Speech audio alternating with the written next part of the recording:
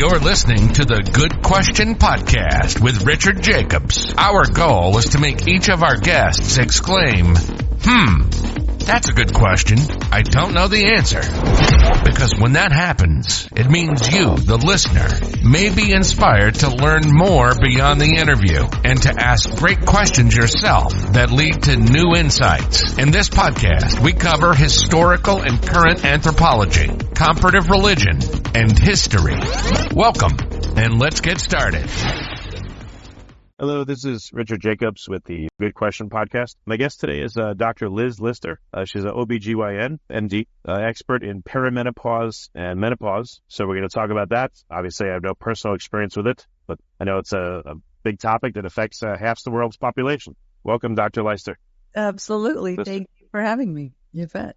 Yeah, tell me a bit about your background, how you got into this area of care. Yeah, absolutely. It's a little bit interesting because as I was listening to you, I was thinking, yep, I have definitely a big personal stake in this topic, in addition to the fact that I really enjoy it and I love working with women and helping them through this phase and transition of life. Because I went into menopause really young. I was only 43. That's quite young for that process to happen. And I had no idea what to expect because my mom had a hysterectomy and ovaries removed in her 30s, which is luckily super unusual now, but it was not as unusual back at that point. So I really had no idea what to expect in that way. My mom's a retired pediatrician. My dad is a retired neurologist. They're both in their 80s. They're both still they're doing great. And so I had that medical background. It was not completely a given for me to go to medical school, though. They didn't pressure me or anything, but I always enjoyed it. I liked the environment. You know how some people don't like it in hospitals. I was always happy and comfortable and found it really interesting and cool to be there. Okay. Yeah. And so I was in college and I actually volunteer at the clinic, and what I really enjoy the very most always has been the educational part, is teaching my patients new things, new perspectives, new information, help them be comfortable with themselves and have them optimize their health. That's always been really, turns out, looking back, that's always been my passion. At one point, I was going to be a nurse practitioner, and my mom encouraged me. She's like, you could just go be a doctor. I'm like, okay, fine, I'll go do that. So were you involved in menopause, perimenopause, or was it until that happened to you, then you're like, oh, I need to start addressing this with patients? Yeah, no, it was actually before. It was when I was a medical student. In medical school, you rotate through the different specialties to try to have an idea of what resonates, what you enjoy. And I was on my OBGYN rotation, and I followed the chief resident into a patient room. And you're the student, you just kind of stand in the corner and be quiet and listen and observe. And what happened was that this was a woman having menopausal symptoms, and I don't remember exactly what we did for her. Did the doctor write a prescription? I don't recall that. What I recall is how much better that woman felt after just being listened to, just having the conversation. It was a really profound experience for me, very influential. I also enjoyed surgery, and for me, OBGYN was the best of both worlds. So I got to combine all of my interests into that specialty. And then it just increased. I was already writing my first book, which is about perimenopause, when I was 43. And I thought, hey, I should check my levels. And since I'm writing about this, and they showed that I was in menopause.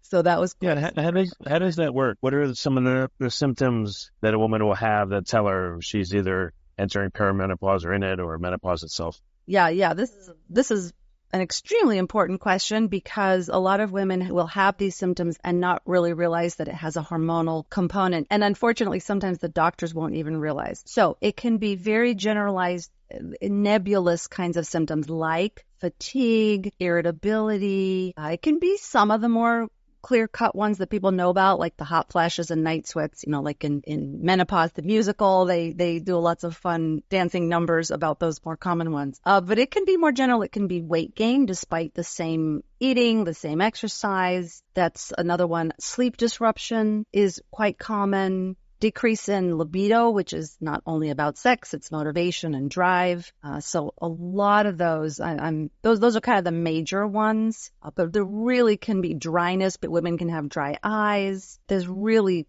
quite a long list. of symptoms that can happen. Perimenopause can be 10 or more years before actually going into menopause. So the definition of menopause is 12 months without the period, or of course, if she has a hysterectomy, then she's put into surgical menopause if her ovaries are removed. So perimenopause. So perimenopause is before menopause. Correct. Exactly. Peri, like perimeter, kind of like around the time. So women and doctors know about the 1 to 2 years where things really act up. The period gets very irregular. It starts to get less frequent. That is the transition into menopause. But perimenopause can be for, as I was saying, 10 or more years before a woman actually goes into menopause. So if a woman suspects that she's approaching menopause or perimenopause, what kind of testing could she request and from what kind of doctor? Right. Well, at this point, a lot of women treat their OBGYN as their primary doctor. That's very common. And that's usually, so first of all, you ask the question about symptoms, and that's really important because you have to suspect that it could be related to that to ask for the right tests. Right? And so there are some basic blood tests that can be done. I personally start with a pretty thorough, comprehensive panel of blood work. I like to check a lot of things, basic organ function tests, as well as all the female hormones, estrogen, progesterone. There's also testosterone in women. There's thyroid hormones, adrenal hormones, vitamin levels. I really start with a very thorough lab work, but the number one test that can give an indication, it's not the be-all, end-all, but it can give a reasonably good indication of where a woman is at, and that's the FSH test. Stands for Follicle-Stimulating Hormone, which starts to fluctuate as perimenopause, menopause is approaching. Actually, what time in a woman's cycle is it better to get tested? Are there times that will mask what's really going on? That's also a very good question.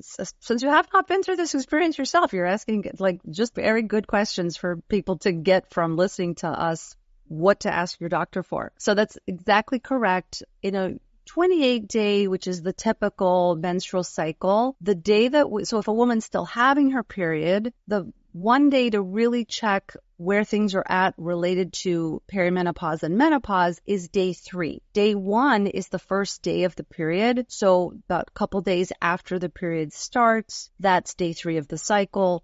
And that's where we want to see in a woman who is not approaching menopause, the FSH will be very low.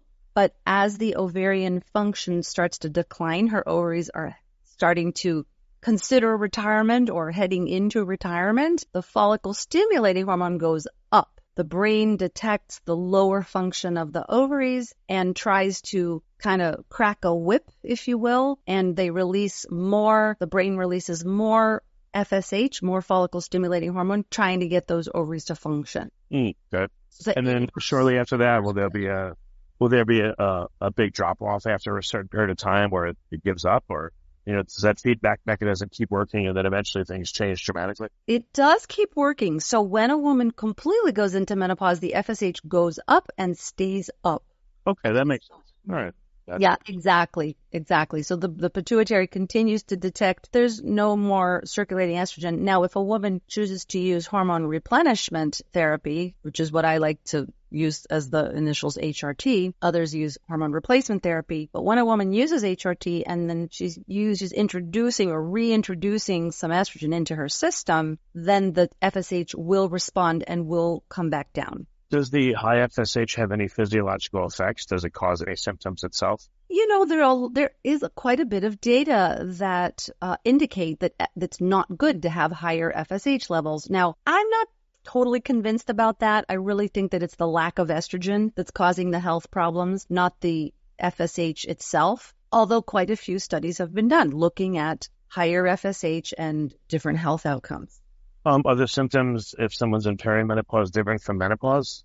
or is it just more of an intensification of the same ones? It begins usually as an intensification of the same symptoms, right? It's very individual. Some women, the first thing that'll happen is their sleep will go completely sideways. Other women will notice the irritability. Other women will have sexual issues, challenges. The hot flashes and night sweats they usually tend to intensify, not for all women, but for a lot of women. And if she does not use any hormone replenishment, it'll eventually taper off. Those symptoms will taper off in at least half of women. It's also estimated that half of women will continue, even if it gets better, they have fewer hot flashes or night sweats. About half of women will continue having at least some degree of disruptive symptoms.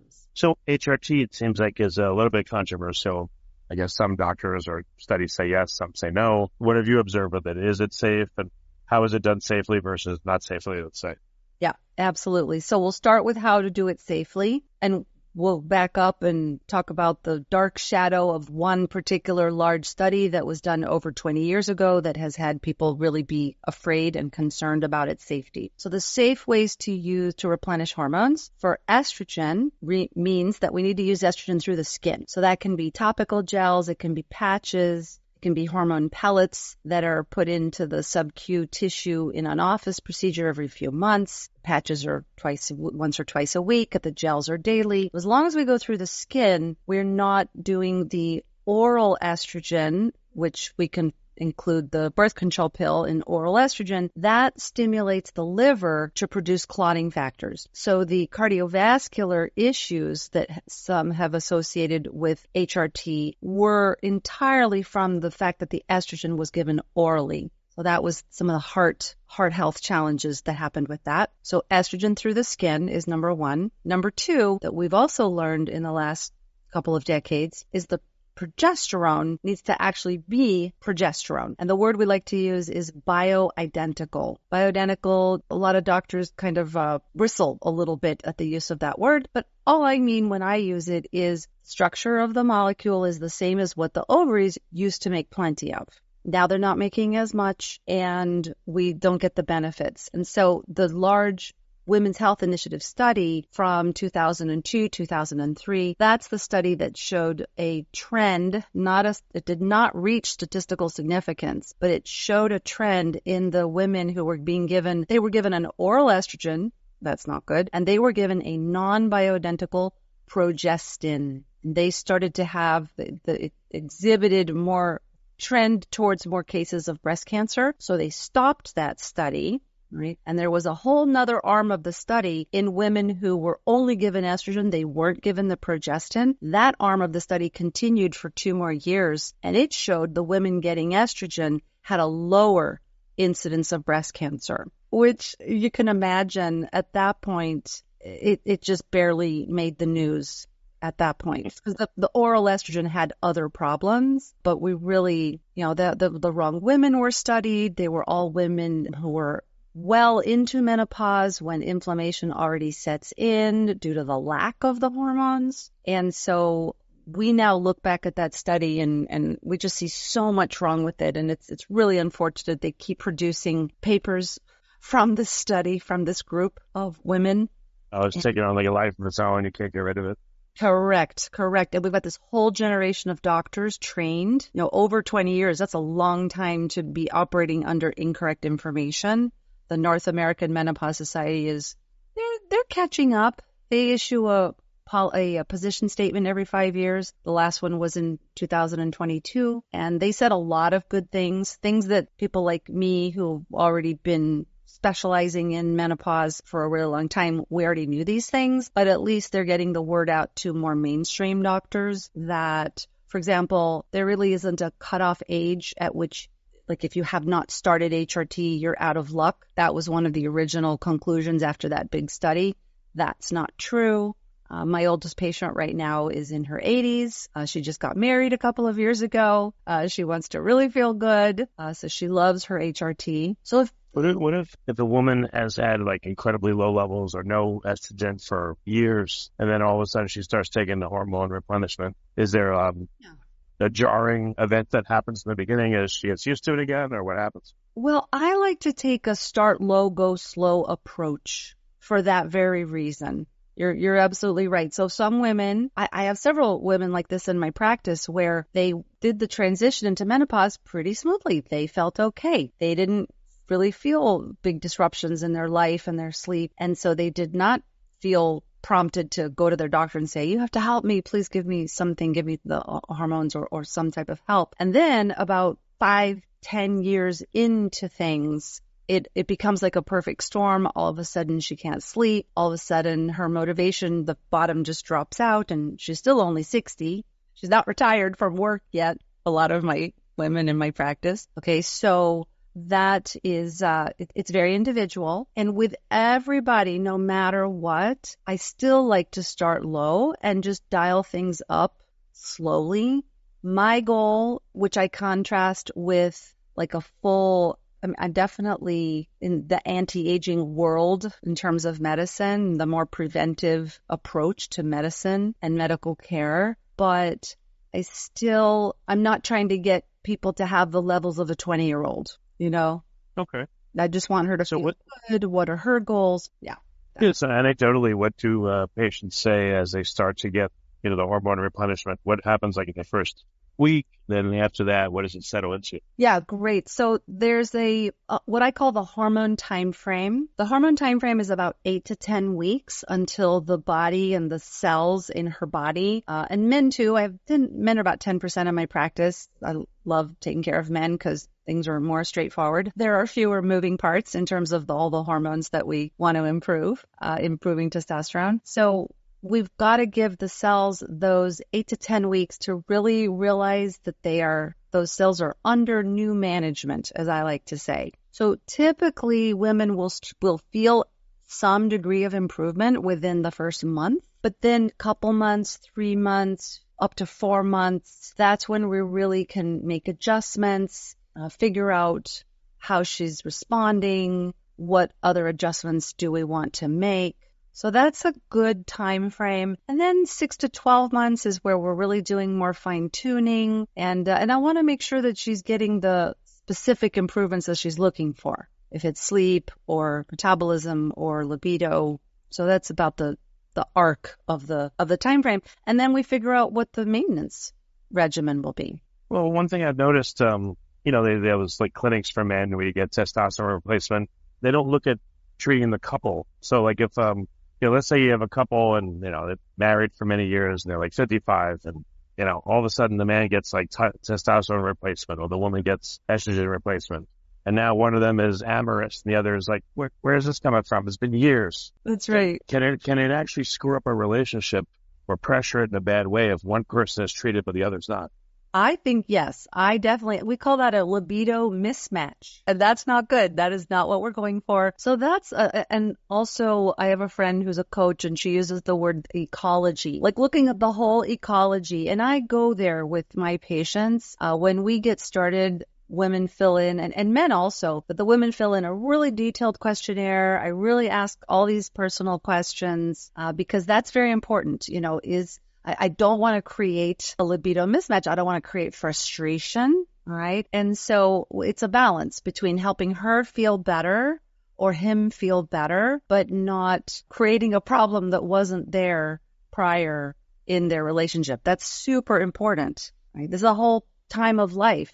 There's a whole project that I'm launching called the Miracle of Menopause online community because the time of going into menopause, we're in our late 40s, we're in our 50s on average. And this is for men also around this age. You talked about that kind of that timing in terms of our ages. We have a big opportunity to design and plan and look forward to the future. A lot of my women still have teenagers in the house, if they had children a little bit later like I did. But sometimes they're facing the empty nest transition. And so my goal is for people to feel good and have the mental clarity and the good mood and the good sleep to support what they want to do. But you're absolutely right. We don't want to create a problem that wasn't there. Not just libido mismatch, but motivation. You said that also too. That's right. The hormone replacement helps, just general drive and zest for life. That's right. So again, if one has it, the other doesn't, I would think it would create fights and problems too. You never want to do anything. you're always tired, come on, let's go do stuff. And that kind of thing. Yeah. I would say it's a selection process. By the time people get to me, that you're absolutely correct. And by the time people arrive to my practice, they want to feel better. They realize that they used to go do fun things with their partner, and now they just cannot be, like you said, bothered to get up off the couch, and they don't like that, and they want to improve it. So again, for me, it always comes down to what are people's goals? What are individual patients' goals? What is it that we're wanting to work on and create together? And how long people typically on HRT, what's the arc of it where they get to a stable point? Do they just continue forever? Do they lower the dosage at some point? Like, what does the whole treatment look like?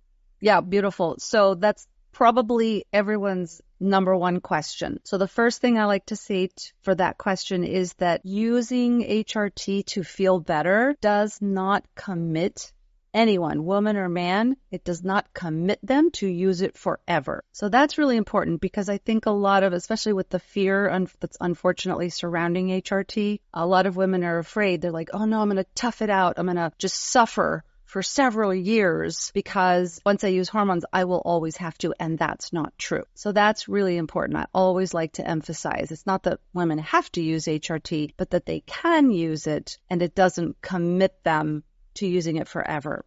Now, having said that, the benefits of hormone replenishment, which include more energy, better metabolism, the body functioning better, brain sharpness, better mood, better sexual response, lower incidence of breast cancer with the correct hormones being used. All of those benefits are while we're using the hormones. If a woman goes completely off, then she will start to lose those benefits. And she can use lower doses. So when I work with a woman, I have this conversation with her so that we're looking, don't rush to stop anything. All right. We can always lower the doses a while from now. And it also depends on her age. If she's in her 50s, a couple hundred years ago, only 5% of women reached age 50. Whereas now a woman who reaches age 50 can expect to live another several decades. So her priorities are going to be very important and come into play. So the arc I really would encourage women to stay on at least a low dose. I personally, and I give these long answers to my patients, by the way, it's not like that easy of a question. For me personally, I will always be on at least a small dose of estrogen because of the benefit for bones. The consequences of a hip fracture are so devastating. The mortality is so high after hip fracture. It can be much, much higher even than lots of different cancers, definitely much higher than breast cancer. So that's important for people to keep in mind. So what's missing from HRT? What's missing in the arsenal to treat, perimenopause and menopause? Anything?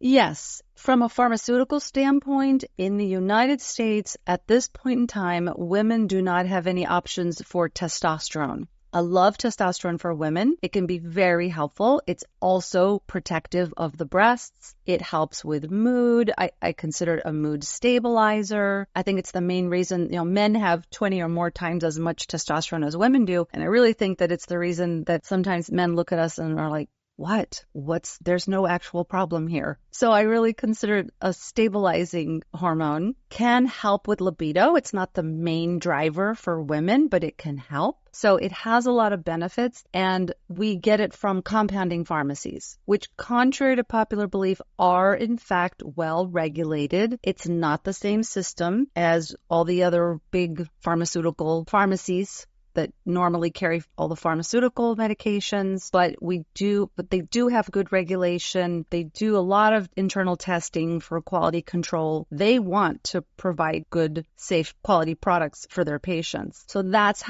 what we have right now. We don't have any technically FDA approved options for women for testosterone in the US at this time. We used to have one. It was combined with an oral estrogen, so that's not good. And then other countries in the world have testosterone patches as an option. So hopefully we'll catch up soon. And in the meantime, I do work with The company pharmacies that I work with, I develop a relationship with them. I pay careful attention to the feedback my patients give me. So I usually work with company pharmacies that I've had a many years working relationship with so that I know what they're doing for quality control. So that's, let's see. So those are the major ones. There's more. There are more. Other hormones in the body include DHEA, which made by the adrenals. That can help. It helps with libido. It helps with dryness. So women who have dry eyes, that's really common. And a lot of times the doctors will kind of throw their hands up and say, oh, just have to deal with it, So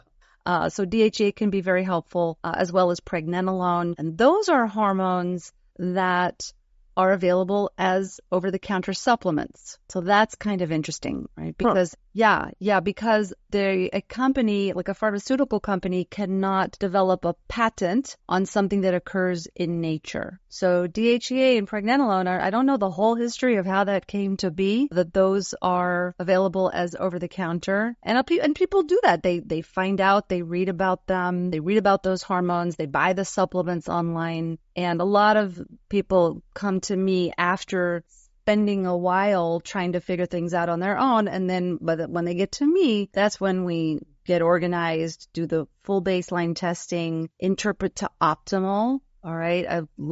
Especially men get told a lot, your testosterone is quote unquote normal. Meanwhile, if you're at the bottom of the range of whatever parameter or the top, it's totally different. That's exactly right. So that's really common, especially for the men. The range for women, for estrogen in adult women, is 2 to 45. So 3 is not a good level to have. You normally won't feel great with it that low. So exactly, that's exactly right. And that's really important for people to keep in mind. Do women still have a cycle, even if they have a hysterectomy or even if they're in menopause? Is it just a muted cycle, or there apparently seems to be no cycle? Once a woman goes completely into menopause, or if her ovaries are removed, she is no longer having that. We can call it a menstrual cycle when she has her period, or we can also call it her ovarian cycle. That does go away. The ovaries do go into full retirement eventually.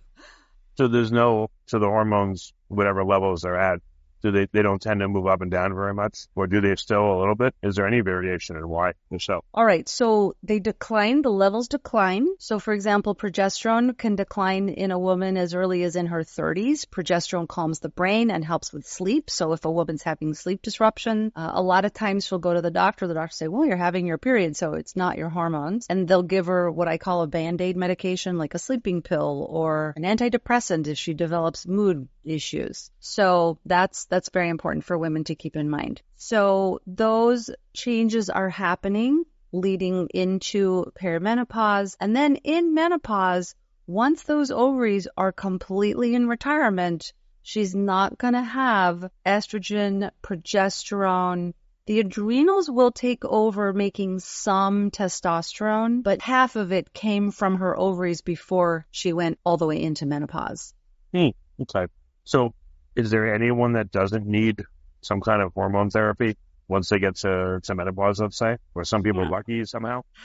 Yes, definitely some people are lucky in terms of how they feel. This is a really good question. And there are some doctors who have practices similar to mine with the bioidentical hormones. And I have not done this yet, but I am aware of some doctors out there who have women sign a consent form if they don't want hormones, because there are so many documented benefits to replenishing hormones. I haven't quite gotten there yet. The women who make it all the way to me, they're not feeling great and they want to feel better. So I have that select audience. Again, we live so long now. Half of us can expect to at least live into our 80s.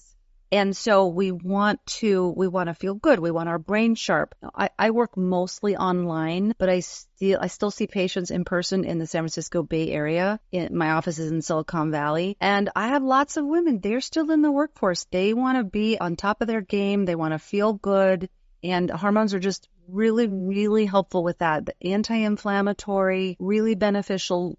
Estrogen lowers the risk of breast cancer, lowers the risk of colon cancer, very significantly lowers the risk of osteoporosis and hip fracture. So there's really a lot of benefits. And do we know all of the downside of not using HRT? No, I would say there's definitely some women who they do okay. If they are happy with how they feel, they're feeling good, then I think that's great. Hey, one thing, so I took testosterone for a while. I still have a cream that I use. I noticed it wasn't just an increase in libido, but also mental clarity. I was able to think better. Yeah. I felt, I don't know, like 20% smarter. Does the same thing happen for women? Besides feeling unmotivated, they feel more motivated, their libido's better. But what about intellectual capacity? Do they feel smarter when they have hormone replacement? Yes, for sure. This is well documented. The brain fog is the phrase that a lot of women use. That's absolutely correct. And there are studies that look at this. It does settle down. So when a woman transitions into menopause, it can get pretty intense. And again, she's only 50, 51, 52. She's young in her professional life still. That's a really wonderful, productive time of her life and her career for a lot of women. And so it can be really disruptive, and it does settle down. But HRT helps it really go back to its best. Okay. All right. Well, very good. So I don't know if telemedicine works in this area, but where can you help people that are listening? Yeah, absolutely. So I work with a lot of people online. I have a number of patients. I like to meet my patients in person at first, and then we do telemedicine from there on. But especially since the pandemic, I have expanded and really developed more of my processes to be able to do entirely online. And so my website is always the best way to find out about me. That's Dr. Liz MD, drlizmd.com. People can write to me. They can ask me questions.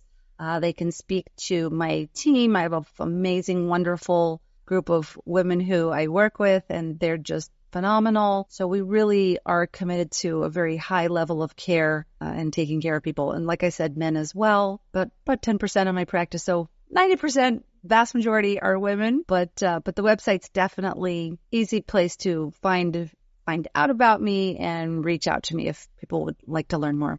Okay, great. Well, thanks so much for coming on the podcast and talking about this. I really appreciate it. Absolutely. My pleasure.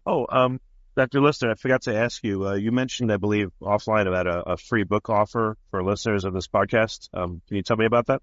Yeah, absolutely. I'm delighted to offer as a gift the ebook of my most recent book. I have another one coming soon, but this book is Go for Great, Dr. Liz's Guide to Thrive at Every Age. GREAT, the word GREAT is actually an acronym for gain knowledge, realize the truth about hormones, explore expectations, advocate for yourself. That's so important. And T is for thrive. So I'm delighted to offer that as a gift to your listeners. Okay. Oh, and then one last thing I forgot to ask you. I've interviewed thousands of people, literally like 4,000 plus. And whenever it comes to medical conditions, I hear that they get gaslighted by their doctors. And I would think, unfortunately, probably a lot of women get gaslighted about HRT. What do they do if the doctor's making them feel bad or saying, oh, you don't need that stuff or it's bad for you? Or what do they do? Yeah, they look somewhere else. That's what they need to do. They need to advocate for themselves. I like to say that you got to be the tail that wags the dog. You got to know if you're not feeling good, do not tolerate it. I call it the J word, which is the word just, where the doctor says you're just getting older or you just have to accept it. That's not true. People who want to feel better can, and they need to keep looking till they get the answers that they need and want. Excellent. Very good. Thank you for listening to the Good Question Podcast. Please email support@thegoodquestionpodcast.com if you have any referrals to great guests for us to interview. Visit thegoodquestionpodcast.com to hear more interviews.